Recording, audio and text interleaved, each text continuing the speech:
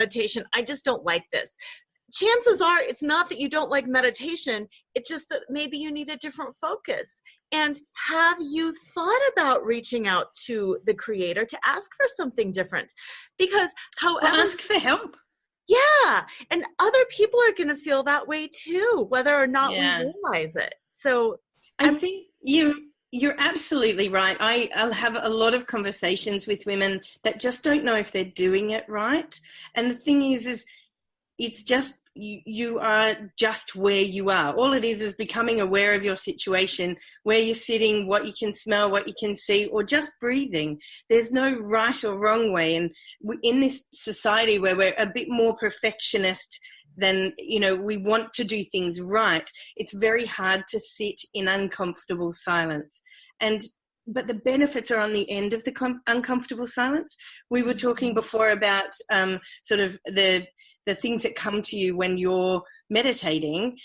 It comes after you get okay with uncomfortable silence and your thoughts, and you bring yourself back to your breath, and you bring yourself back to your breath. And then you'll find that your brain just opens up and you get answers to things, and so much is sitting on the other side of just your breathing practice. Yes. And also, once you meditate or become mindful, you start understanding that. But like with anything that you learn, it is difficult at the beginning. And sometimes 2 minutes, if you can't get into that headspace, you're like, and you feel like I must be a loser. You're not. Even the most experienced meditator, there are days I can't focus for 30 seconds to save my life. And I am also the same, and I have a daily practice, and some days are harder than others, but it's just getting into the practice and the routine of doing it, and knowing that it's okay sometimes, that it'll be better than others, and you just keep going. Try again tomorrow. Try again this afternoon. I think you're exactly right. I think there is no right or wrong, and sometimes your head is just busy. But there are tricks when you get into doing it more often of bringing yourself back to your breath, and it just stops that voice from being so loud. But you're still going to have thoughts. You're never going to have a completely clear head. It's about understanding and acknowledging that, and then coming back to your breath. Absolutely. Now, your app focuses on some of the different symptoms, some of the different problems or concerns that women have in perimenopause, menopause, but also in life. I'd like to kind of break those down one by one and talk a little bit about each of those problems. Sure. Let's start with sleep, because everybody sleeps. Yes, and everybody at some point in their life has a problem with sleep. So sleep is, for me, the most important thing, because a night without sleep is a day without perspective. And you really can't, the research on sleep is amazing. Matthew Walker has written an incredible book called Why We Sleep. I think we have sometimes the wrong way round, that we're not prioritizing sleep in the way that we prioritize other things that we do. But for the very basics of sleep, to get to sleep and have the best sleep that you can possibly have, going to bed and getting stuff out of your head, letting go of the day, thinking about what you're grateful for that day. So trying to bring in positivity, bring in things that you actively have to think about what went well today. You'll be in my gratefulness journal tonight, but thinking about what you're grateful for as the last thing that you do in the day, then winding your body down and taking some nice breaths really does help. And so sleep for me is, I'm absolutely passionate about sleep. And if you wake up in the night, don't look at Instagram. You can listen to one of our sessions. We've got background sessions, we've got talking sessions, or you can just breathe, just connect with your body and breathe yourself back to sleep without getting anxious about it. Will help you go back to sleep and sleep better.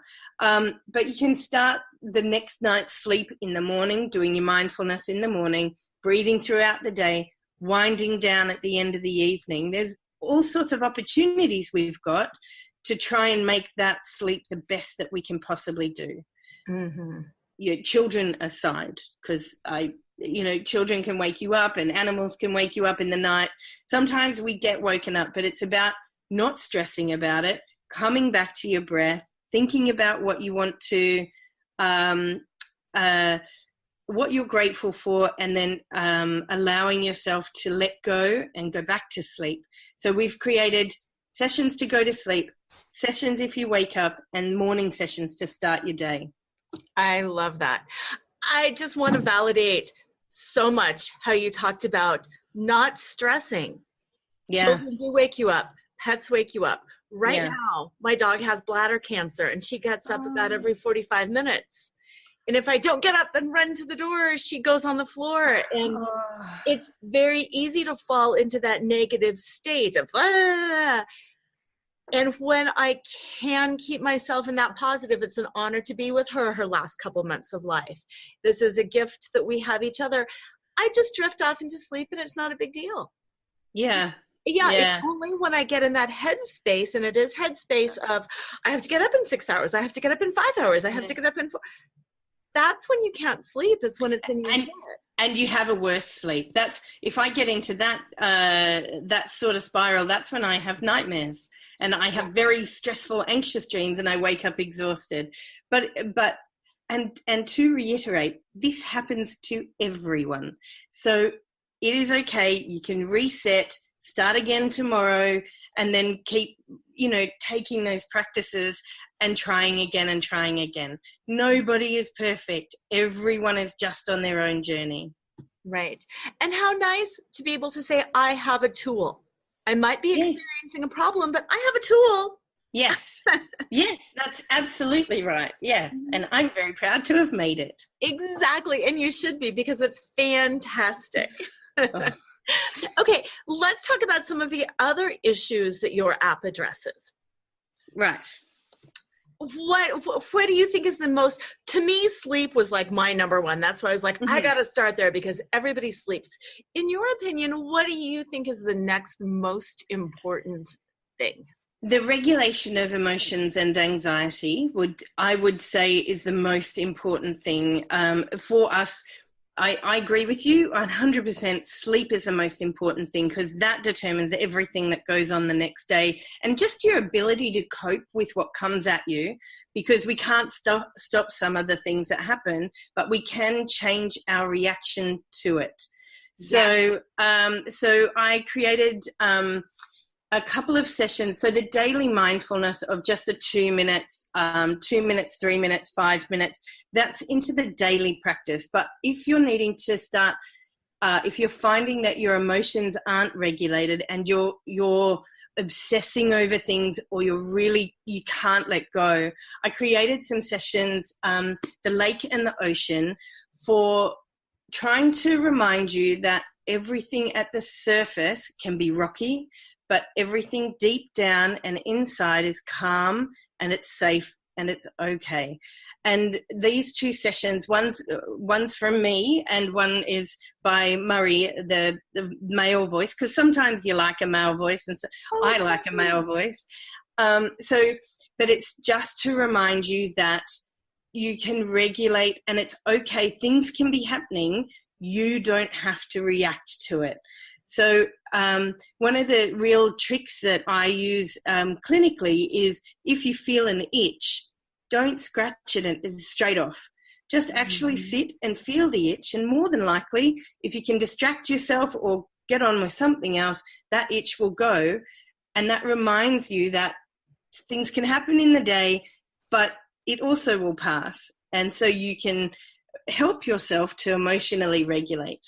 I love that, because that's very similar to a lot of the concepts of yoga. I teach yoga. Yes.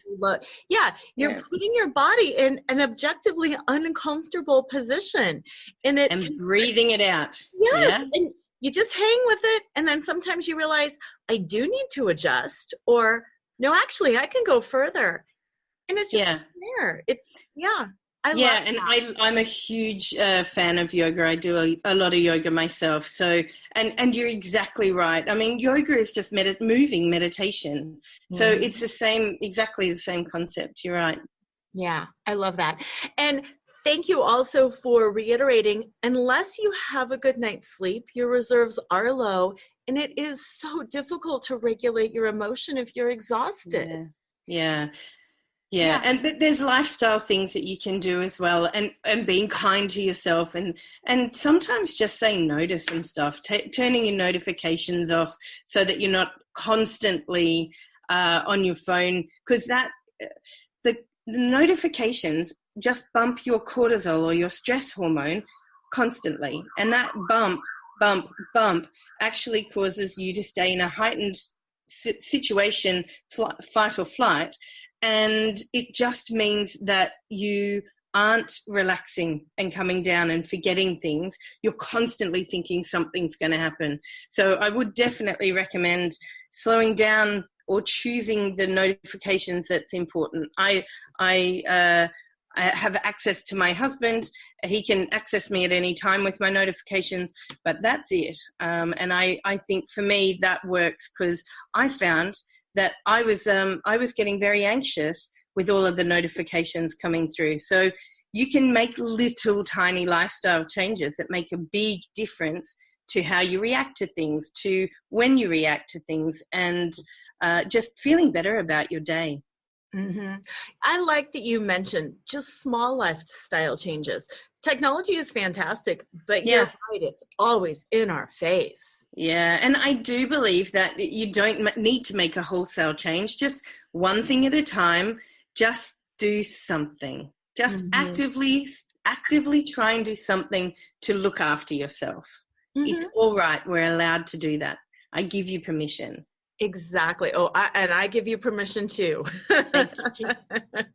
because we all need it. And I know from the place of helping, being a practitioner myself, I know a lot of people out there listening are practitioners or moms or whatever. When you're kind of in that helping role, sometimes you think, well, I can't stop, I have to help. Yeah. Well, there's Yeah. a whole fallacy there. You can't help others if you're tapped out. That's it. That's it. Hmm. Hmm. Okay, so sleep, emotional regulation. Then what do you think is the next in terms of priority? For me, I would say, and I know this might sound a little controversial, but I'm going to say your libido. Mm-hmm. So uh, your libido is helping you with your sense of self. Mm-hmm. Orgasming is something that is so beneficial for our bodies. And so, for instance, if you suffer from incontinence, having orgasms regularly gives a way for your muscles to contract that helps with that pelvic floor. Dry vaginas. Nobody wants to talk about it, but it's something that happens to up to 80% of us. If Wow. you are regularly able to have an orgasm, now it doesn't mean sex with a partner, it's your own personal orgasm, then it keeps the moisture in the area. It makes you feel good about yourself. It keeps the muscles moving and strong. And it also allows you to connect with yourself, relax, and also help you sleep. So there's a lot of benefit to it. And one of the things with menopause, as you're going through, one of the first things that falls off for women when things are busy and they're looking after their kids and they've got a partner and they've got parents and they've got a job is that their libido falls off. And I listen to a lot of women. I get a lot of feedback, and they were all saying how much of a problem that aspect of it was. But it was a bit too intense for them to do it with a partner, and they don't know how to get back to it. And so I created a series for libido that is a series of 4 different sessions that are based from a very famous sex mindfulness practitioner called Laurie Brotto, who's amazing, has written research, has got a fabulous book about mindful sex. And I highly recommend you read it if it's something that is happening for you. But so I've created these sessions off the back of reading her research to help you with learning about where your body is again.